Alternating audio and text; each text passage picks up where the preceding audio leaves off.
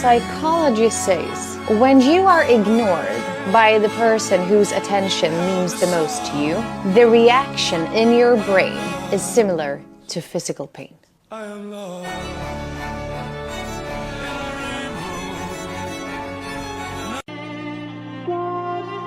Believe in your vision, even when others can't see it.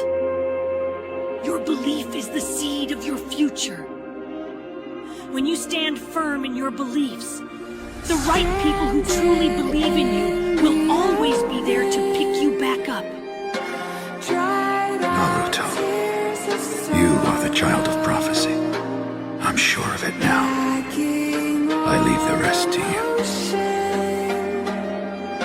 The friend I spoke of who saved me is the target of our enemy. If he falls into their hands, our world's finished. I want to protect my friend. And I want to protect this entire world.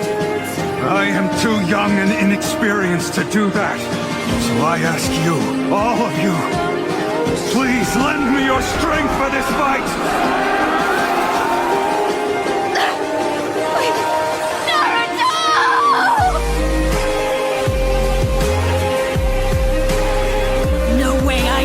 Back on my word. That's the way of the ninja.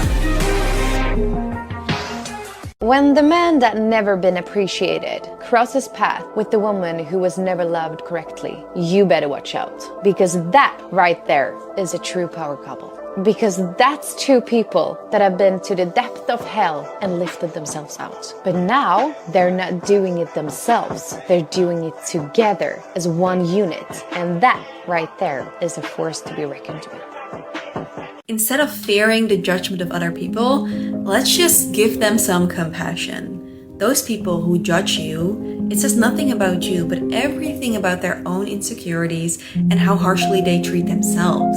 If they judge you, imagine how hard they're judging themselves subconsciously. They are holding themselves back, and you embracing your truth, embracing your true self, triggers their insecurities because they're not going to allow themselves to fully be themselves. I used to have a diagnosed social anxiety disorder, but while having it, the majority of the people didn't really know I had it. Why? I had high functioning anxiety, and many other people do as well. This means that we can show up with confidence, we can show up calm, but internally we feel so insecure, so overwhelmed, so stressed out. But that doesn't make the anxiety any less real. Just because we know how to show up doesn't mean the anxiety is not there. So this is just a little reminder that you never know what somebody is going through. Be kind, always. Anyone who has had an ant problem in their house knows that if you leave out even the tiniest crumb, eventually an ant will find it, and within about 30 minutes the tiny crumb will be swarming with ants. Why? Ants leave pheromones to let their ant buddies know where there's food. In the same way, all it takes is one ant up here, an automatic negative thought, to lead you down a rabbit hole of negative thinking and activate other negative thought patterns. So the moment you notice an ant up here, stop and take note of it. If it's saying, "You're going to fail," rationally respond with, "I'm trying my best and that's important for growth." This redirection becomes your mental bug spray. Here's a way to boost your mental and physical health without spending $1. Dr. James Pennebaker's Writing Protocol. Here's how it works. Set aside 15 minutes once a week for 4 weeks. Now, during that time, write about the same emotionally challenging event, the same one over and over. Now, it sounds really simple, but over 200 peer-reviewed studies show that this technique significantly improves mental clarity, emotional well-being, and even your physical health.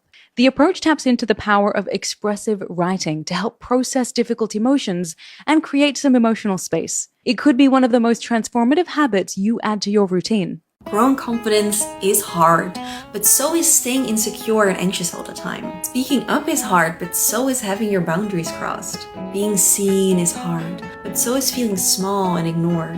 And following your dreams and passions in life is hard, but so is living a life that is not aligned with your true self. Listen to that again. Ever notice that as you inch closer to a big goal, that voice of self-doubt seems to get louder? This is what's called the success threshold. It's a psychological hurdle where your inner critic starts raising doubts just as you're nearing success. It's a point where you start questioning if you're really capable or if you even deserve this win. And here's why it happens.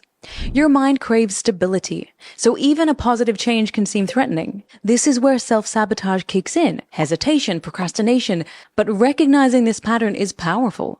This resistance is just your mind's way of resisting the unknown, even when the unknown means growth. So instead of stepping back, lean in.